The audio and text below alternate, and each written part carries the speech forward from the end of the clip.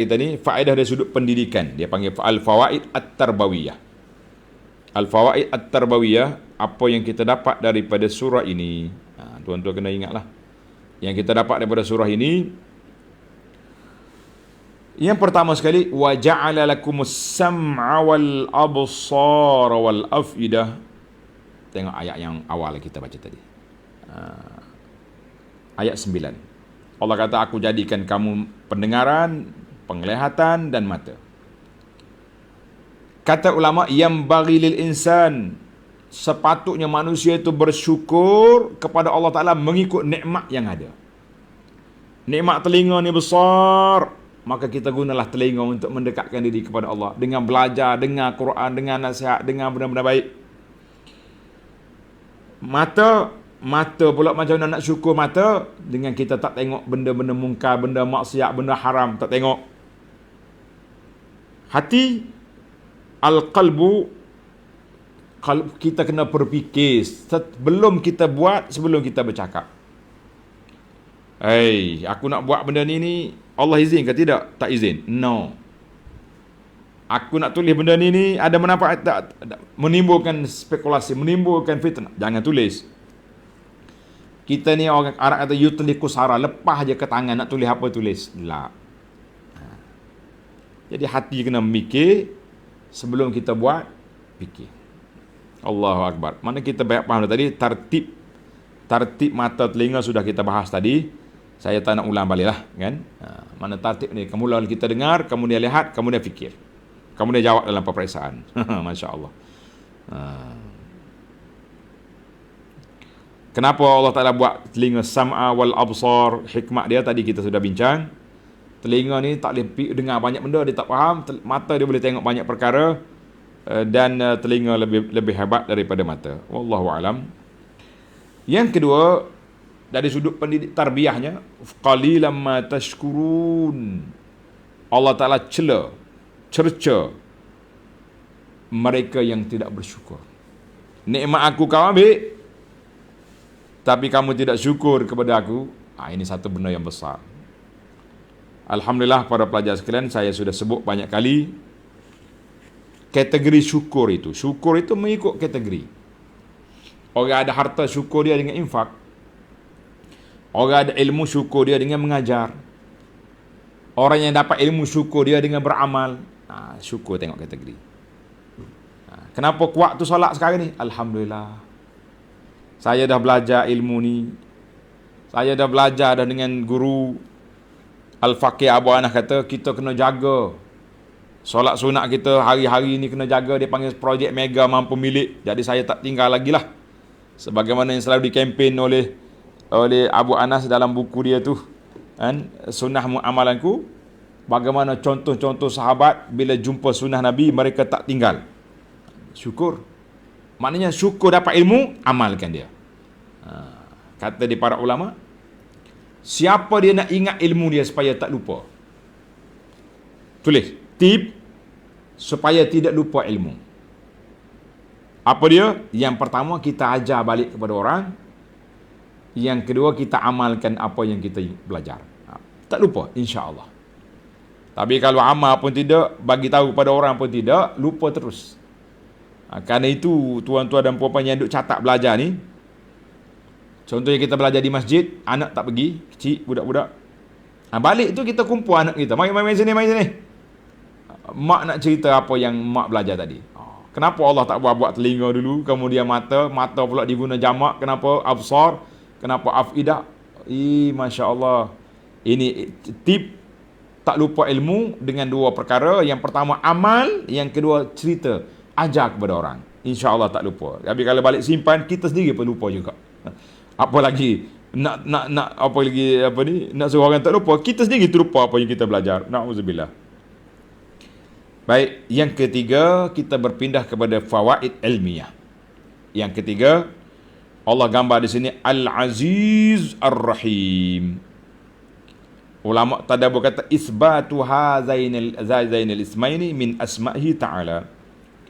Kita isbatkan dua ni nama Allah Azza wa Jalla, yang nama dia Al-Aziz Ar-Rahim, dan dia juga mengandungi sifat Allah Ta'ala. Sifat dia Al-Aziz, yang maha gagah perkasa, Ar-Rahim yang ke-11. Jadi dua sifat inilah kita boleh hidup atas dunia ni. Dua sifat ni. Bila kita rasa nak buat benda tak baik, kita tengok Aziz. Bila kita sudah tersalah, Rahim. Alhamdulillah, luahnya rahmat Allah kepada hamba dia. Baik, kita pergi kepada ayat ini juga, Al-Azizur Rahim juga, ima'un, menjadi isyarat bahawa Allah SWT itu mengambil kira kemaslahatan hamba-hamba dia, tafaddulan wa ihsanan, semata-mata limpah kurnia Allah kepada kita. Baik, Alhamdulillah. Yang keempat, Allah kata, Allazi ahsana kulla syai'in khalaqah. Allah yang menciptakan tiap suatu itu dengan sebaik-baiknya, dengan teliti, dengan penuh hikmah, strategi. Jadi kata ulama, setiap makhluk itu Allah buat munasabah dengan kedudukan dia. Munasabah dengan kedudukan dia. Lepas tu kita tengok tak sama. Ada haiwan duduk dalam hutan. Ada haiwan duduk dalam tanah. Ada dalam air. Ada atas pokok. Ada terbang. Ada berjalan. Allahu Akbar. Kita tengok binatang yang paling mudah sekali. Monyet. Oi, monyet ni senang dia, tuan-tuan. Dia boleh melompat dari pokok ke pokok. Pum, sana copak sini, lompat sini. Monyet. Haiwan yang paling susah pergerakan dia gajah. Walaupun dia besar, tapi susah, Masya Allah. Tengok sekali anak dia jatuh dalam lubang. Macam mana gajah nak angkat? Dia ada tangan dia belala tu. Nak pusing angkat anak. Nak duka anak dia angkat naik pun tak boleh. Payah dia punya. Sampai kena bawa jentolak mari. Sodok tanah tu baru nak naik anak gajah. Mak gajah naik. Payah. Mana? Allah Ta'ala buat setiap tempat tu mengikut kesesuaian. Dia buat bumi ni keras supaya apa? Supaya kita boleh duduk atas dia. Kita boleh bercucuk tanam. Kalau bumi lembek, nyek-nyek macam air, macam mana nak duduk? Masya Allah. Allah tadi cakap udara ni dia panggil salalah. Salalah ni maknanya lembut udara ni. Sebab apa? Listinsyak, kita boleh hidup udara. Boleh masuk. Kalau udara tu keras, berdebu, jawabnya mati dah kita. Masya Allah tabarak. Oksigen. Kenapa air lembut? Sayalanul ma'. Air itu mengalir. Lish, kenapa? Kerana air ni kita boleh bawa mana-mana tempat kita nak pergi. Mana-mana tempat. Dia boleh duduk dalam besi boleh, dalam plastik boleh, dalam apa je boleh. Dia air tu. Sebab tu dia kecil tapi besar. Dia lembut tapi keras. Siapa dia? Air. Kenapa api bila kita nyalakan dia naik ke atas? Kenapa api bila kita nyala dia naik atas? Lish, kenapa? Bayangkan kalau api bila kita nyala dia pergi sana. Pergi kanan, pergi kiri, jawabnya banyaklah kebakaran di atas dunia ini. Betul tak? Nyala api, pergi sana. Nyala api dapur, perak mari. Kita pun terbakar. Tapi Allah buat nyala api, naik ke atas. Lish? Sebab apa? Sebab naik ke atas, dia tak terbakar. Kecuali ada benda atas dia. Tapi kalau pergi kiri kanan, boleh bayangkan bagaimana kebakaran itu berlaku. Masya Allah. Tuan-tuan senaraikan lagi apa yang ada dalam kepala awak, nak nyatakan kenapa kita kena bersyukur. Ahsana kulla syai'. Allah Ta'ala buat cantik segala perkara. Saya nak pergi sekat tu je. Kalau nak kita, kenapa mulut di sini, telinga di sini, mata di sini? Kenapa? Tak letih. Tuan ambil telinga tak, mulut tak sini, ini. Hidung dekat belakang, macam nak makan. Ambil makanan, mata tengok okey je nampak. Tak pasti. Tanya, hidung macam mana? Beres. Bau sedap. Baru mari ke mulut. Pamo kita kena makan. Habis? Ambil di sini, Masya Allah, scan terus. Mata tengok molek, hidung berbau, mulut nganga. Allahu Akbar. Ahsana kulla syai'. Yang ketujuh, yang kelima, ahsana kulla syai' fa ihsanu khalqi yatadamanu taswiyah. Kalau kita nak kata kak, bila Tuhan kata aku buat makhluk ni comel belaka, sepatutnya sama manusia ni. Cerdik belaka, pandai belaka, tak ada A, tak ada B, tak ada C. Nah, comel belaka tengok. Semua bertaraf bidadari belaka. Ni ada orang hok sengit, ada orang hok ketung, ada orang mata luar, ada orang hidung kepek, ada gigi jongeh, macam-macam. Hok tak faham tu tanya kawan-kawan lah, gigi jongeh tu apa? Saya sebut contoh-contoh lah. Baik. Kenapa pula berbeza? Ada mutaswiyah. Kata di para ulama, ayat tu betul ahsana kulli syai'. Tapi kadang-kadang Allah Ta'ala nak uji hamba-hamba dia. Orang ni cacat sini, kurang sini, lemah sini. Ujian kepada kita. Kalau semua A belakang kelas, payah kita nak buat kelas. Sekolah kluster tak ada sekolah kluster. Semua cerdik belakang. Tapi bila dia buat ni A, yang ni B, yang ni C, maka di situlah cara kita nak mengajar pun tak sama. Kita mengajar budak cerdik macam ni, budak kurang cerdik macam ni, budak bodoh macam ni. Dan hidup kita pula tak sama. Ada kalanya orang hak cerdik, pintar waktu kecil, masuk universiti, melompat. Ada orang di bawah ni biasa je dapat. B, C dapat. Bila dia besar sikit, dia berfikir, masuk college, dia bertukar jadi watak lain. Ada. Macam-macam orang ni, tak sama. Ada orang ni kita tengok, oh cacat dia ni. Tapi kita tengok orang cacat pula happy, dia boleh bermain sukan. Paralimpik apa nama, boleh main sukan. Dunia ni kita tak boleh nak kata kita je bahagia tak bahagia. Orang yang menerima tu kadang-kadang, sebab itulah kita kata as-sa'adatu fil qalbi. Bahagia tu adalah hati. Bahagia di mana? Di dalam hati. Ada orang yang cacat fizikal, lemah kehidupan, tak kaya harta, tapi hati dia happy. Allah, bahagia kita tengok. Kita pergi rumah dia, ayah dia bawa balik kacang putih je. Anak dia juga Masya Allah, kacang putih harga RM2, tapi anak-anak dia menerima nikmat ini dengan begitu happy. Ni kita bawa balik ke anak kita, Masya Allah, beli ayam goreng yang ada gambar kepala tu ayah tu, seketul RM5-7 seketul balik. Abah beli ni, saya tak makan benda ni. Ini sayap, saya nak makan kaki, saya nak. Masya Allah. As-sa'adatu bin fil qalb. Maka Allah ciptakan ahsana kulli syai'. Ada kekurangan itu untuk ujian kepada kita sama kita. Jangan kata, oh, Tuhan tak pandai juga. Ada juga buat orang cacat. Macam kilang juga. Kilang kan kadang-kadang dia keluar barang-barang yang tak sama. Sengit aja. La. Allahu Akbar. Baik, kita pergi pada yang ke-6. Bila kita buka ilmu fawaid ni, nampaknya macam lagi menarik insya-Allah. Tapi panjang sikit masa. Yang keenam, wa bada khalqal insani min tin, maksudnya asal kejadian manusia itu dari tanah. Dan semua kita ni berunsur tanah. Pas. Sebab tanah ni dia nak banding api. Api ni panas sentiasa. Tapi tanah ni on off. Ada panas, ada sejuk. Kita manusia pun jadi juga. Ada ketikanya kita panas. Merah muka. Ada waktu kita tenang. Itu dia panggil unsur tanah tu bagus. Alhamdulillah. Kalau jadi pada cahaya pula, payah juga dia nak. Jadi kita duduk tanah tu comel dia bagi siapa? Bagi yang orang berfikir ahsana kulli syai', masya-Allah, ahsani taqwim, Allah kata. Cantik. Yang ketujuh, bada khalqal insani min tin, manusia itu jadi daripada tanah. Ayat ini juga takzib, membohongkan nazariyatud Darwin yang mengatakan manusia ni tatawur, mari daripada monyet, nyek jadi gapo. Kita kata, kalau saya jumpa dengan Darwin lah, saya nak kata, uncle, pakcik, you seorang ya, mari daripada monyetnya, kami semua ni orang daripada tanah. Dan termasuklah Nabi kita Muhammad sallallahu alaihi wasallam juga daripada tanah, bukan daripada cahaya. Sebab itu tuan-tuan, Nur Muhammad itu, hadis itu tidak betul. Hadis kita dia buat lagu lah, Nur Muhammad lah apa. Dan cerita Nur Muhammad ni lah yang banyak berlakunya penyelewengan dalam ajaran sesat berdasar kepada cerita tu.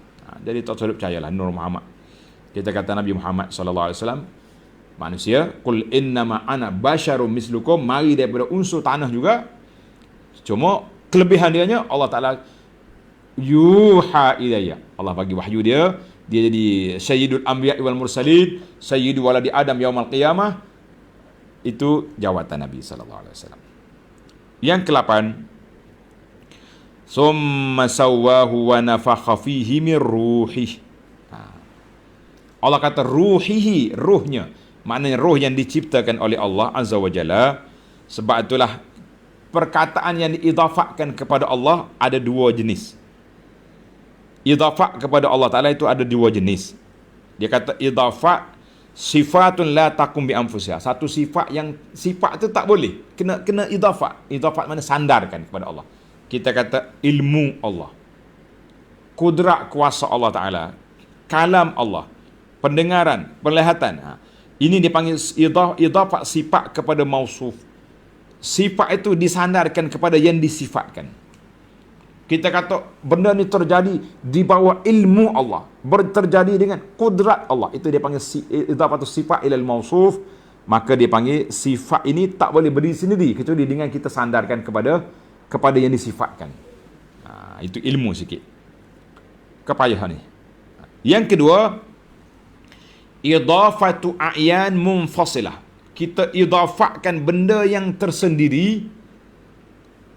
Dia boleh je sendiri. Seperti rumah. Rumah. Kita kata ini rumah. Tak ada masalah. Ini unta. Tak ada masalah. Tapi bila Allah sebut naqatullah. Unta Allah. Itu dia panggil sifat benda yang terpisah kepada Allah. Sebab apa? Tuhan nak tunjuk bahawa mu jangan main-main dengan unta ni. Unta ni aku cipta khas menjadi mukjizat pada Saleh. Mu jangan kacau. Nak pergi mana tu? Nak pergi ke rumah Allah. Apa dia? Masjid. Oleh kerana masjid ni rumah Allah, kita nak masuk pun bukan sewenang-wenangnya. Bermula dengan langkah kaki kanan. Baca doa Allah maftahli abwaab rahmatika ya Rabb. Selawat kepada Nabi SAW. Masuk masjid, tak boleh duduk main-main. Mula dengan solat dulu. Sama ada solat qabliyah ataupun solat tahiyatul masjid. Sebab apa? Sebab rumah Allah. Itu dia panggil idafat tashrif.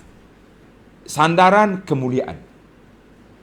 Rumah Allah, unta Allah, apa lagi? Abdullah, hamba Allah Ta'ala, Rasulullah. Dalam ni Allah kata ruhihi, ruh yang Allah ciptakan. Sebab apa? Sebab isu ruh ni satu isu yang besar. Qul ruh min amri rabbi. Putus roh tak ada tahu. Allah Ta'ala yang maha mengetahui. Masya Allah, tabarakallah. Menarik tuan-tuan. Itu dia panggil idafah benda yang tak boleh berdiri kecuali idafat dengan sandar, ataupun benda yang sendiri tapi diidafat, itu dipanggil idafatut tashrif. Bukan Tuhan duduk di sini, bukan Tuhan duduk di Kaabah, tapi dia panggil idafatut tashrif. Yang kesembilan, Allah Ta'ala sebut telinga, mata, hati. Allah Ta'ala sebut di sini sebagai mengungkit nikmat pemberian, bahawa tiga ini menjadi alat pendidikan. Tiga ini jadi alat pendidikan. Orang tak ada tangan, tak ada kaki, tapi dia ada telinga. Telinga yang dia ada, mata pun dia tak ada. Boleh jadi alim besar dalam dunia ini. Masya Allah. Kita yang ada tangan, ada kaki, Allahu Akbar. Nak tafsir surah Fatihah tak lepas lagi. Tapi tak apa. Belajar. Jangan rasa hina diri. Insya Allah kita akan selamat. Tuan-tuan dan puan-puan, jangan takut, jangan duka cita. Maka kata di para ulama, ada ini apa ni, panca indera ni, mahsus ini jalan untuk kita mendapat ilmu. Dia panggil mahalul fahmi wal wa'mi. Tempat dianya hati nak faham, tapi cara nak sampai ke hati melalui apa? Melalui panca indera, telinga, mata. Masya Allah. Yang terakhir, yang ke-10, Allah sebut ayat terakhir kita baca tadi. Qul yatawaffakum malakul mautil ladzi wukkila bikum. Allah kata yang mematikan kamu malakul maut. Dalam surah Muhammad, tanda tuan. Ni ayat terakhir ni biasa ayat kita panjangkan sedikit supaya tuan-tuan boleh berfikir. Ana tak bagi kerja rumah dah. Ramai yang hantar, dia kata letih. Biarlah, tuan nak buat. Kalau rajin nak hantar ke saya pun tak apa. Kita tengok. Surah Muhammad ayat 27. فَكَيْفَ إِذَا تَوَفَّتْهُمُ الْمَلَائِكَةُ. Bagaimana mereka kalau malaikat matikan dia? Jadi dua ayat ni, tadi kata malakul maut, orang kata nama dia Israel. Yang ni kata malaikat. Macam mana? Dua. Dalam surah Az-Zumar ayat 42, Allahu yatawaffal anfusa hina mauti. Allah yang mematikan. Ayat Zumar, Allah mematikan. Surah Muhammad 27, malaikat yang matikan. Surah kita ni, malakul maut. Macam mana kita nak taufik? Jawab dianya, malakul maut itu memang tugas besar mematikan, mengambil nyawa ni, malakul maut. Hadza dipanggil big boss, ketua eksekutif. Malaikat mati orang ni, malakul maut. Tetapi malaikat ramai-ramai itu apa? Itu pembantu, awan. Pembantu pada malakul maut tu malaikat lain. Biasa kan kalau nak mati dia pergi ramai. Jadi ini pembantu-pembantu. Habis Allah ya tawaf. Semua itu dengan izin Allah, dengan perintah Allah. Alhamdulillah, 3 ayat ini tidak bercanggah. Karena itu saya bagi tahu kepada tuan-tuan, ilmu tadabbur ini bila kita kumpul ayat, kenapa malaikat? Kenapa malakul maut? Kenapa Allah? Jawabnya tak. 3. Allah yang memerintahkan. Malakul maut yang menerima tugas. Malaikat lain menjalankan tugas. Alhamdulillah. Sesalah kita, yang penting bagi kitanya, malakul maut datang, kita sudah bersedia dengan istighfar yang banyak, dengan taubat yang banyak, sedekah yang banyak, hatinya bersih, dan kita mati dengan husnul khatimah. Allahumma khtim lana bi husnul khatimah. Ya Allah, akhirlah hidup kami dengan husnul khatimah. Datangkan kami malakul maut dalam keadaan yang baik, aman, damai. Kita mati dengan keadaan yang baik. Amin ya rabbal alamin. InsyaAllah dalam ayat 12 kita tengok bagaimana keadaan kematian. Subhanakallahumma wa bihamdika, asyhadu an la ilaha illa anta astaghfiruka wa atubu ilaik. Wa sallallahu ala nabiyyina Muhammad wa ala alihi wa sahbihi ajma'in walhamdulillahi rabbil alamin. Para jemaah